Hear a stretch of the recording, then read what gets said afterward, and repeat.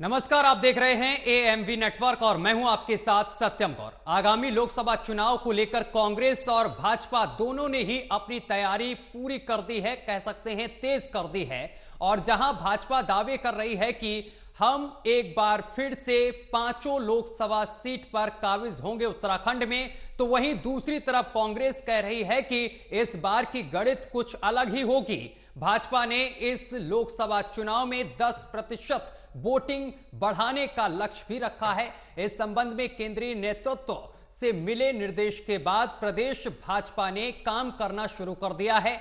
जल्द संगठन पदाधिकारियों की बैठक होगी और इसमें रणनीति तैयार की जाएगी। सूत्रों के मुताबिक पार्टी के दिल्ली में चले 2 दिन के मंथन के बाद सभी प्रदेशाध्यक्ष और संगठन पदाधिकारियों को लोकसभा की तैयारी में जुटने के निर्देश दे दिए गए हैं। कहा गया है कि मोदी सरकार की योजनाओं को जनता के बीच ले जाएं। अयोध्या में राम मंदिर का उद्घाटन 22 जनवरी को होगा। पार्टी ने कहा है कि उद्घाटन के बाद जनता को रामलला के दर्शन भी कराएं। सांसद, विधायक या विधायक प्रत्याशी और संगठन पदाधिकारी सभी जनता को बताएंगे कि राम मंदिर का जो सपना देखा गया था वह अब पूरा हो गया है। कुछ विधायकों ने इस पर काम शुरू भी कर दिया है। 25 जनवरी को अयोध्या चलने की प्लानिंग की जा रही है। बताते चले कि लोकसभा चुनाव की तैयारी के लिए भाजपा कॉल सेंटर भी स्थापित करेगी। भाजपा के संगठनात्मक जिलों की संख्या 44 है और ऐसे में हर जिले में सेंटर शुरू होंगे और इसके जरिए पार्टी की ओर से चलाए जा रहे अभियानों की मॉनिटरिंग होगी और इसके साथ ही कार्यकर्ताओं को मार्गदर्शन भी प्रदान किया जाएगा। वहीं मोदी है ना युवा पद यात्रा के देहरादून में कामयाब योजना के बाद अब भाजपा इस अभियान के दूसरे चरण की तैयारी में जुट गई है। तो आपको बताते चले कि तैयारी उत्तराखंड में भी जोरों पर देखने को मिल रही है। यहां पर 5 लोकसभा की सीटें हैं। ऐसे में देखने वाली बात होगी कि इस बार क्या बीजेपी फिर से 5 सीटों पर काबिज होगी। अब हम आपको ग्राफिक्स के जरिए दिखाते हैं कि 2014 और 2019 में क्या हाल रहा यहां पर बीजेपी और कांग्रेस का। तो 2014 में बीजेपी ने सभी सीटों पर कब्जा जमाया। कांग्रेस को यहां पर एक भी सीट नहीं मिली उत्तराखंड में। और 2019 की अगर बात की जाए तो 2019 में मोदी लहर से 5 सीटों पर बीजेपी काबिज रही। कांग्रेस को फिर से निराशा हाथ लगी। तो उत्तराखंड में कौन मारेगा इस बार बाजी, यह देखने वाली बात होगी। और आज इसी पर चर्चा करेंगे कि किसकी कितनी तैयारी है 2024 के लोकसभा चुनाव में, क्योंकि एक तरफ इंडिया गठबंधन है तो दूसरी तरफ एनडीए और दोनों ही पार्टियां अपनी अपनी जीत के कसीदे पढ़ रही हैं। देखने वाली बात यह होगी कि इस बार भी क्या उत्तराखंड में इतिहास लिखा जाएगा या फिर इतिहास बदलेगा, क्योंकि 2014 हो या फिर 2019 का लोकसभा चुनाव हो, दोनों बार यहां पर बीजेपी ने 5 सीटों पर कब्जा जमाया है। लेकिन इस बार क्या कांग्रेस यहां पर सेंध लगाएगी, यह देखने वाली बात है।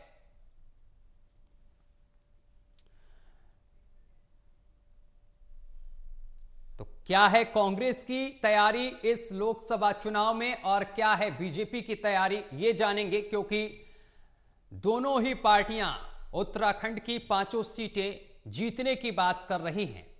अब देखने वाली बात यह होगी कि किसकी कितनी तैयारी है, क्योंकि बीजेपी ने अपने कई अभियान, कई कार्यक्रम शुरू कर दिए हैं। चलिए चर्चा की शुरुआत करेंगे। हमारे साथ मेहमान जुड़ गए हैं, परिचय करा दें। हमारे साथ डॉक्टर धनोज कुमार जुड़ गए हैं जो कि राजनीतिक विश्लेषक हैं। धनोज जी, आपका बहुत बहुत स्वागत है। और इसके साथ सादाब शम्स हमारे साथ जुड़ गए हैं, नेता बीजेपी हैं। शम्स साहब, आपका भी बहुत बहुत स्वागत है। दीपक यमुनोत्री हमारे साथ जुड़ गए हैं, नेता कांग्रेस हैं। दीपक जी, आपका भी बहुत बहुत स्वागत है। सबसे पहले शुरुआत में बीजेपी के नेता के साथ करेंगे। शादाब जी, इस बार उत्तराखंड में क्या तैयारी है? क्या एक बार फिर से उत्तराखंड में इतिहास लिखा जाएगा? 5 सीटों पर एक बार फिर से बीजेपी का कब्जा? देखिए, स्पष्ट हो चुका है। उत्तराखंड मतलब बीजेपी, बीजेपी मतलब उत्तराखंड। जिस तरह से 2000 चाहे वो 14 के चुनाव रहे हो, चाहे वो 2019 का चुनाव रहा हो या 2024 का चुनाव है, तीसरी बार हम हैट्रिक करने जा रहे हैं और इस बार की जीत ऐतिहासिक जीत होगी सबसे बड़े मार्जिन से। अब तो हमारी तैयारी इतनी है कि मार्जिन कौन सी सीटों पे कितना बढ़ता है, क्योंकि पिछले चुनाव में कोई सीट हम 3.5 लाख से जीते थे, कोई 4 लाख से जीते थे, तो मार्जिन को और कितना हम बढ़ा सकते हैं, इस पे चर्चा होनी है, इस पे चर्चा होनी है। इसके अलावा कुछ और नहीं है। और मैं ये कह सकता हूं कि हम पूरी तरह से ग्राउंड जीरो के ऊपर कमर कस चुके हैं कि हमें चुनाव में इस बार ऐतिहासिक जीत दर्ज करनी है। और माननीय मोदी जी ने जिस तरह से उत्तराखंड के लिए काम किया है, हमारी डबल इंजन की सरकार ने, वो उत्तराखंड के लोग गदगद हैं और ऐसा सोच भी नहीं सकते थे कि इतना खूबसूरत, इतनी जल्दी उत्तराखंड अपने पैरों पे खड़ा हो जाएगा। और हमने स्लोगन भी दिया था, अटल जी ने दिया है। आज चूंकि अटल बिहारी वाजपेयी जी की जयंती है, तो आज हम लोगों ने सबने उन्हें अपनी श्रद्धा सुमन भी अर्पित किए और हम ये याद कर रहे थे कि अटल जी ने दिया है और मोदी जी संवारेंगे। और जो बच्चे को उंगली पकड़ के चलना सिखाता है वही कामयाब बनाता है। और इसलिए जिस तेजी के साथ यहाँ चाहे ऑल वेदर रोड हो, चाहे पहाड़ पे ट्रेन चढ़ना हो, यहाँ जो इन्वेस्टमेंट्स आए हैं वो हो। अभी माननीय प्रधानमंत्री मोदी जी है, उत्तराखंड आए थे और उन्होंने यहाँ इन्वेस्टर समिट में एक नया नारा दिया है, अब वेड इन इंडिया। और उस वेड इन इंडिया के लिए उत्तराखंड पूरी तरह से तैयार है युवा मुख्यमंत्री के नेतृत्व में। तो हम ये कह सकते हैं कि बहुत तेजी से उत्तराखंड आगे बढ़ने के लिए तैयार है, पर फैला चुका है और एक नई ऊंची उड़ान के लिए उत्तराखंड पूरी तरह से तैयार है। ठीक है दीपक जी, मैं आपके पास आऊंगा, आपसे मैं 2 सवाल करूंगा। पहले तो एक नारा जो चल रहा है इस वक्त, वो मैं आपको बताना चाहता हूं कि सपने नहीं हकीकत बुनते हैं, इसलिए लोग मोदी को चुनते हैं। ये बड़ा ट्रेंडिंग में इस बार चल रहा है। लेकिन मैं आपसे जानना चाहूंगा, क्या देवभूमि में इस बार आप इतिहास लिखेंगे? क्योंकि आप भी कह रहे हैं कि इस बार 5 सीटों पर हम काबिज होंगे। लेकिन मैं एक सवाल और आपसे करना चाहता हूं कि अभी 5 राज्यों में विधानसभा चुनाव हुए और बीजेपी ने 3 राज्यों में हैट्रिक मारी है। ऐसे में आप भी यहां पर कह रहे थे कि हम छत्तीसगढ़ जीतेंगे, राजस्थान जीतेंगे, मध्य प्रदेश जीतेंगे, लेकिन आखिर कांग्रेस के साथ ऐसा क्या हो जाता है कि हाथ निराशा लगती है? इसके साथ उत्तराखंड में जहां आप कह रहे हैं कि हम उत्तराखंड जीतेंगे, जबकि उत्तराखंड हो या फिर मध्य प्रदेश, कर्नाटक, हरियाणा, दिल्ली, हिमाचल प्रदेश, छत्तीसगढ़, असम, यहां पर तो कांग्रेस का पूरा सुपड़ा ही साफ है। नमस्कार। आप ये जो आपने जो तथ्य रखे हैं वो अपने आप में झुटलाए नहीं जा सकते हैं, वो सही हैं। लेकिन आप ये मान लीजिएगा कि आपने मोदी जी के विजन के बारे में बात की, तो मोदी जी की पृष्ठभूमि जब संघर्षों से निकली है और आज यहाँ हो सकते हैं, तो ये भी कांग्रेस भी अपने संघर्ष के दौर में सफलता मिली।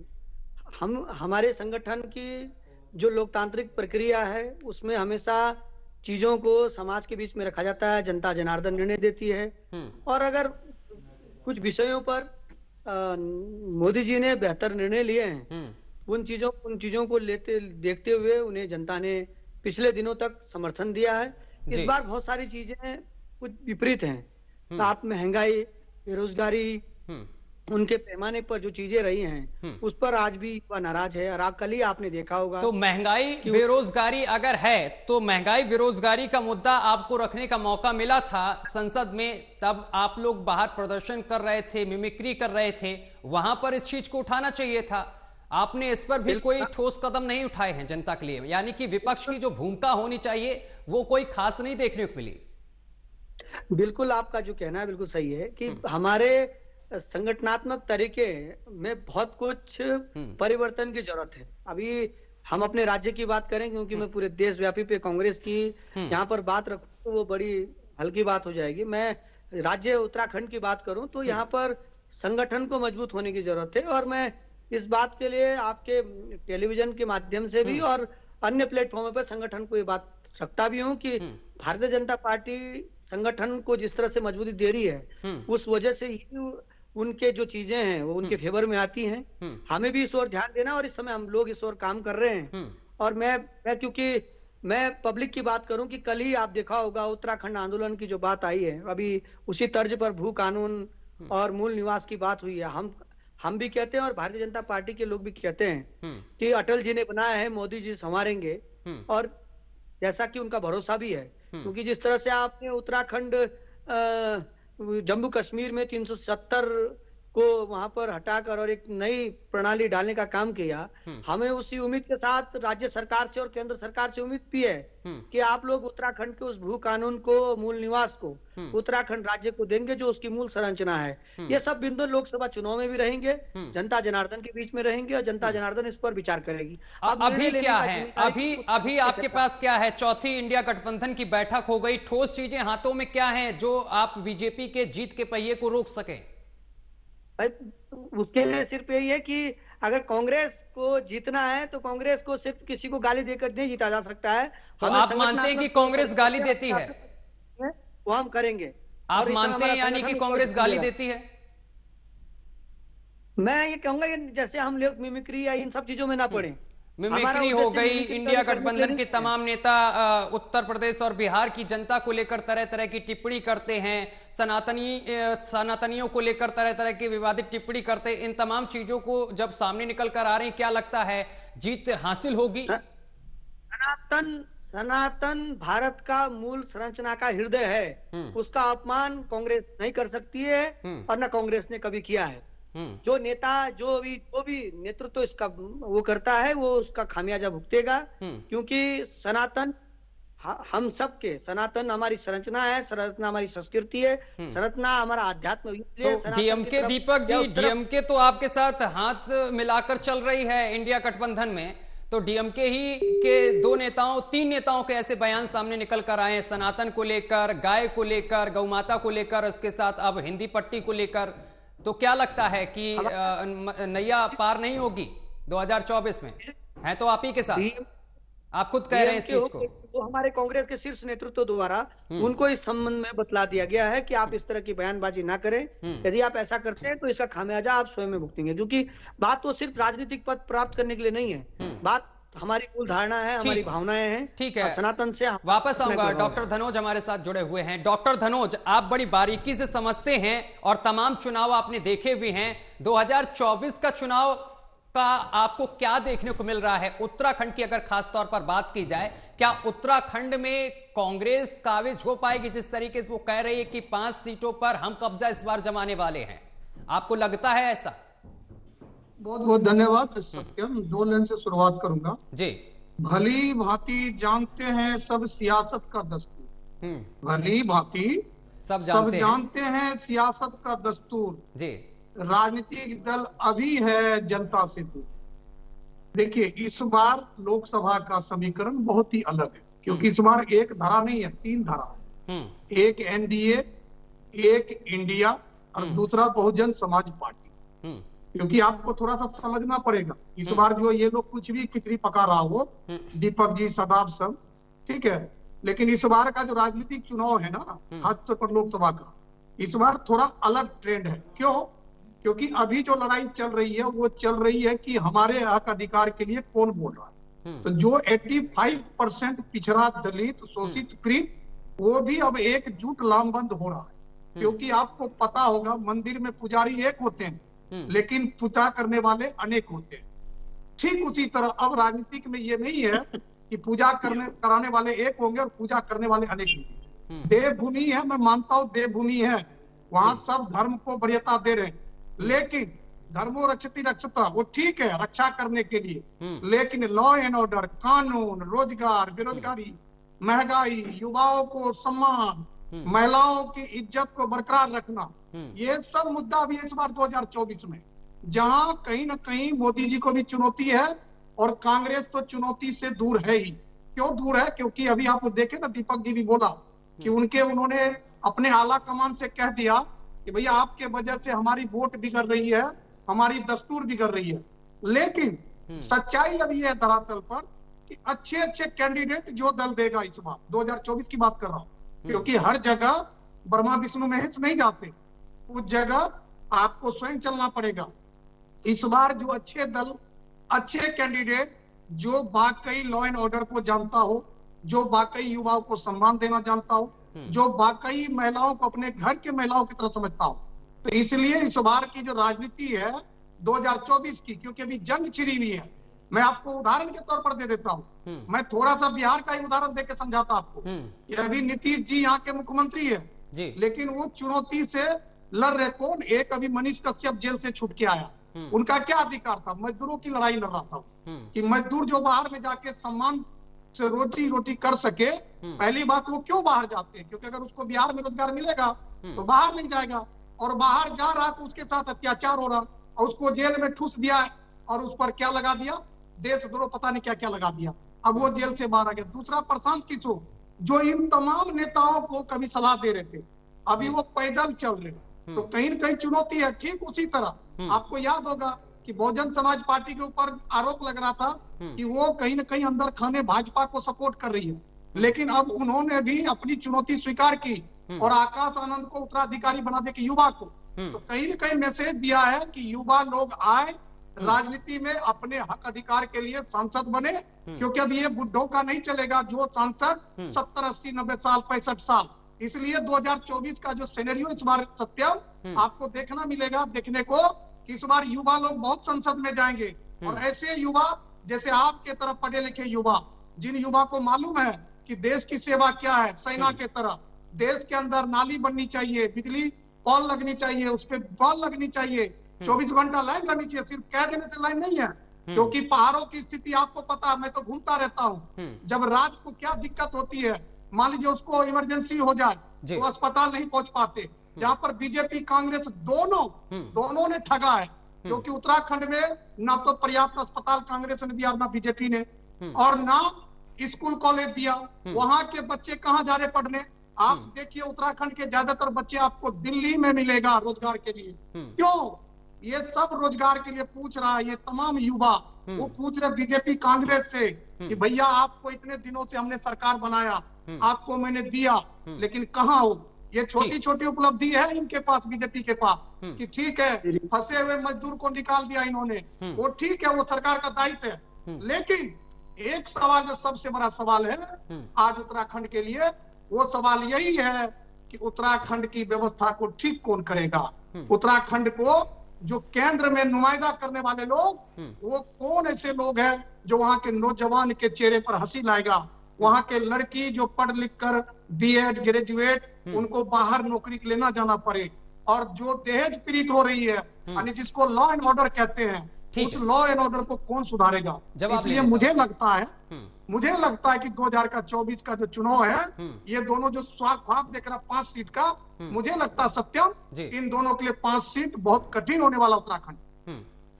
शादाब जी, दोनों लोगों के लिए ही सीटें 5 जो हैं वो कठिन होने वाली हैं, क्योंकि उत्तराखंड में जो चीजें होनी चाहिए थी वो नहीं हो पा रही हैं। उत्तराखंड के युवाओं के लिए सरकार नहीं सोच रही है, क्या कहेंगे?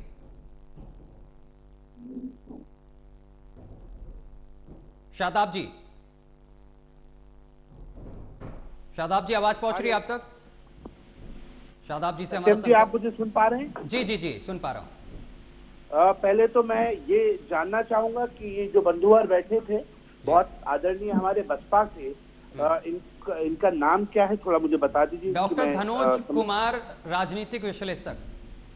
अच्छा, तो धनोज कुमार जी राजनीतिक विश्लेषक हैं, लेकिन मुझे ये लगा नहीं कि उनके अंदर एक तमीज और तहजीब का भाव होना चाहिए था। उन्होंने जिस प्रकार ये बोला, मैं सुन रहा था कि वो ये शादाब बोल रहा था, मुझे लगता है कि एक सभ्य समाज में इस तरह की भाषा की आवश्यकता नहीं होती है। उन्होंने दूसरी लाइन पे ये कहा, ये बुड्ढों की नहीं चलेगी, स्ट्रिंग पुलिंग सब पता चल जाएगा, अभी पता चलेगा। स्ट्रिंग पुलिंग पता करवा देता हूँ मैं आपको तहजीब दिखा देता हूँ मैं 1 मिनट में, चिंता न करो आप अभी। अरे आप जैसे पता नहीं अपने आप को सुधारो, भाजपा निकल गया। वैसे भी भाजपा मुसलमानों को ज्यादा इज्जत देती, थोड़ा सा तहजीब से बात करो। अरे तहजीब से बात करो सर, पर्सनल नहीं, पर्सनल। युवाओं के भविष्य के साथ खेलने वाले ठीक है धनोज जी, जवाब ले लेते हैं। शादाब जी जवाब दीजिए, ठीक है। बोलने से पहले क्या बोलते हो? आपको बात करने धनोज जी, डॉक्टर धनोज स्पष्ट हो गया। नहीं, इनको थोड़ा टोकिए, ठीक है। इनको शादाब साहब, शादाब जी करने का सलीका नहीं है। शादाब जी, ठीक है, कूल डाउन। शादाब जी, जवाब दीजिए। ठीक है धनोज जी, जवाब सुनिए। शादाब जी जवाब दे रहे हैं। शादाब जी जवाब दीजिए। कहा ना बोले, इनको बीच में मत बोलिए। ठीक है शादाब जी बोलिए। ठीक है, उनको नहीं है बोलने का। ठीक है सर, शादाब से जवाब सुनते हैं। ठीक है सर। हाँ, भाजपा के प्रवक्ता नहीं हो, तुम्हारी बात का कोई विशेषता नहीं है, तुम्हारे कहने पर कोई विश्वास भी नहीं करेगा। किसको बिठा दिया आपने? मुझे लग रहा है तुम एक ऐसे व्यक्ति को बिठा दिया जिसकी बात में कोई वजन नहीं है। नहीं सर, बात कर रहे हैं, मुझे तो ताज्जुब हो रहा है कैसे। ठीक है सर, शादाब जी से जवाब तो सुनिए ना आप। शादाब जी जवाब दीजिए। मैंने कहा बहन कुमारी मायावती हम सबके लिए बहुत आदरणीय है, लेकिन अगर कोई व्यक्ति बैठ के उन्हें कहे कि 65-70 साल का बुढ़ा और बुढ़िया हो गई हैं वो, तो मुझे लगता है ये उनके लिए भी अपमान है और सारे पॉलिटिकल नेताओं के लिए अपमान है। उम्र के लिहाज में हमारे कोई बड़े हो जाते हैं, उनके लिए इस तरह के अपशब्द कहना ये कहीं ना कहीं उनकी गरिमा को ठेस पहुंचाना होता है। मुझे उम्मीद है कि आगे से जो गलती इन्होंने आज की आगे नहीं करेंगे। ठीक है सर, जवाब दीजिए। कह रहा था कि कौन सा गलती के क्या उम्र है तुम्हारी भाई साहब? तुम्हारी उम्र कितने? तुम 60 साल के हो? मैं 50 साल के हो तुम? तुमको मेरी उम्र का पता है पहले? ठीक है धनोज जी जवाब सुन लीजिए। इनको थोड़ा सा बताइए क्या बोल रहा है। अगर आपकी उम्र ज्यादा भी है तो भी आप एक पॉलिटिकल लीडर को बहन जी को बुढ़ा कहेंगे? बड़े नेताओं की जिनकी 65-70 साल की उम्र। पर्सनल मत हो जी, वो ये डिबेट पर रही है सर, मुद्दे पर रही है सर। दलितों का अपमान करता है भाजपा। बुजुर्गों का देखिए मैंने क्या बोला, ये क्या बोल रहे हैं, दिया जा रहा है। इनका क्या सम्मान है बहुजन समाज के लिए? देखिए ये क्या बोल रहा है, जा रहे हैं आप। इनको खुद देखिए क्या बोल रहा है। सत्यम इनको समझाइए जरा। ठीक है सर, जवाब सुनिए सर, पर्सनल मत होइए एक दूसरे पर। शादाब जी नहीं इनको बोलिए, जवाब दे। युवाओं को कब नौकरी देगा? बोलिए शादाब जी, युवाओं की नौकरी को लेकर सर जवाब दीजिए। इस तरह से बुड्ढों की नहीं चलेगी, बुड्ढे ऐसे ये शब्द सर ठीक है सर, शादाब जी ठीक है, ये मानना ना मानना इनका काम है। बहरहाल शादाब जी बात को मत बढ़ाइए सर, जवाब दीजिए। युवा सिर्फ वोट डालने के लिए होता है, शादाब शम्स युवा सांसद बनने के लिए नहीं होता। शादाब शम्स जवाब दीजिए सर। जी मैं ये कह रहा था कि देखिए भारतीय जनता पार्टी तो इस वक्त अटल जी ने हमने कहा ये प्रदेश दिया है और मोदी जी सवार हैं और बहुत ईमानदारी के साथ इस प्रदेश को लेके चल रहे हैं। और इसलिए जो काम एक प्रदेश को, एक युवा प्रदेश के लिए करना चाहिए था, माननीय मोदी जी ने एक एक काम, एक एक योजना इस प्रदेश के लिए ऐसी की। अकेला प्रदेश है पूरे देश के अंदर जिसके यहाँ उसके हर व्यक्ति को स्वास्थ्य का मुफ्त उपचार दिया जा रहा है। 5 लाख रुपए मुफ्त उपचार। जो आयुष्मान भारत से कवर नहीं हो रहा है उसके लिए अटल आयुष्मान योजना। 100% लोग, ना हमने अपर कास्ट देखा, ना लोअर कास्ट, ना ठाकुर देखा, ना ब्राह्मण देखा, ना दलित देखा, ना हिंदू देखा, ना मुसलमान देखा, केवल देखा मेरा उत्तराखंडी होना चाहिए। और उत्तराखंड अपनी अलग पहचान रखता है, इसलिए तमाम भेदभावों से दूर है। हम दुनिया की आध्यात्मिक राजधानी हैं।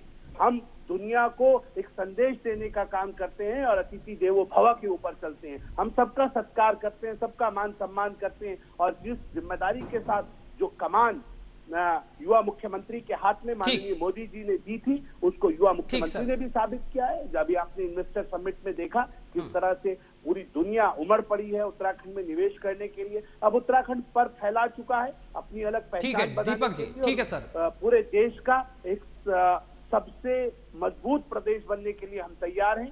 और मैं ये मानता हूं जिस तरह से माननीय मोदी जी ने एक नारा दिया वेड इन इंडिया, वो वेड इन इंडिया उत्तराखंड के लिए, क्योंकि हम स्विट्जरलैंड से ज्यादा खूबसूरत हैं। हम दुनिया की बहुत खूबसूरत स्वर्ग है, देवभूमि है, जहाँ कल्चर भी है। हम दुनिया की सनातन प्रेमियों की आध्यात्मिक राजधानी है। मुझे लगता है कि एक तरफ तीर्थाटन, दूसरी तरफ पर्यटन, अब उत्तराखंड को आगे बढ़ने से कोई रोक नहीं। ठीक है सर, समय की कमी है, दीपक जी के पास जाऊंगा। ठीक है कि आने वाला दशक उत्तराखंडियों का है, उत्तराखंड दीपक जी फाइनल कमेंट। ठीक है सर, मेहनत की है। मैं ये कहना चाहूंगा कि लोकसभा चुनाव में कुछ बिंदुओं पर आप, क्योंकि अब आपकी डिबेट का लास्ट टाइम, मैं अपनी बात रखना चाहूंगा।